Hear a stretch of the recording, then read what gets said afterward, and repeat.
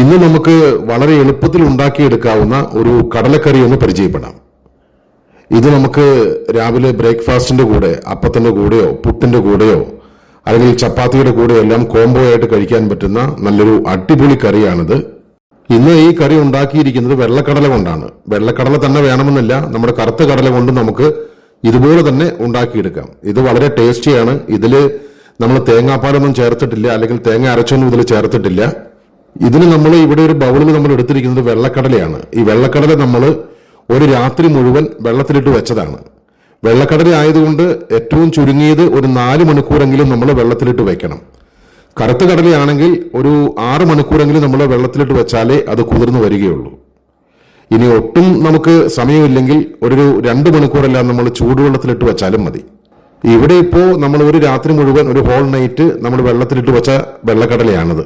ഇനി നമുക്ക് ഈ വെള്ളക്കടല നന്നായിട്ടൊന്ന് കഴുകി വാരിയെടുത്ത് ഒരു കുക്കർ എടുത്ത് വെച്ച് ആ കുക്കറിലേക്ക് ഇട്ട് കൊടുക്കാം. ഇനി അതിലേക്ക് പാകത്തിന് ഉപ്പിട്ട് കൊടുത്ത് അതുപോലെ തന്നെ കുറച്ച് വെള്ളം കൂടി ചേർത്ത് കൊടുക്കാം. വെള്ളം ഏതാണ്ട് ഈ കടലയുടെ മുകളിൽ നിൽക്കണം. അതിനുശേഷം നമുക്ക് ഈ കുക്കർ അടച്ചു വെച്ച് ഒന്ന് വേവിക്കുവാനായിട്ട് വെക്കാം. ഇനി നമുക്കൊരു ചട്ടി അടുപ്പത്തേക്ക് വെച്ച് അതിലേക്ക് നമുക്ക് വെളിച്ചെണ്ണ ഒഴിച്ചു കൊടുക്കാം.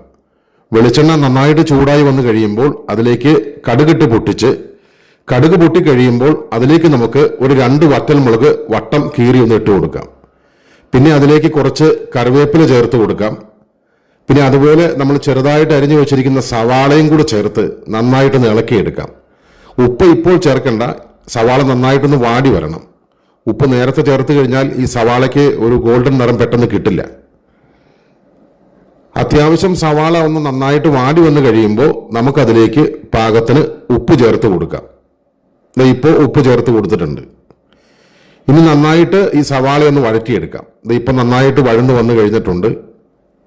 ഇനി നമുക്കതിലേക്ക് പൊടികൾ ചേർത്ത് കൊടുക്കാം. ഒരു ലേശം മഞ്ഞൾപ്പൊടി, ഒരു 2 സ്പൂൺ കാശ്മീരി ചില്ലി പൗഡർ, അതുപോലെ തന്നെ കുറച്ച് ഗരം മസാല, ഇനി കുറച്ച് പെരുംജീരകം പൊടിച്ചത്, അത്രയും ചേർത്ത് ഈ പൊടിയുടെ പച്ചമണമെല്ലാം ഒന്ന് മാറാൻ പാകത്തിന് നന്നായിട്ട് നമുക്കൊന്ന് ഇളക്കി കൊടുക്കാം.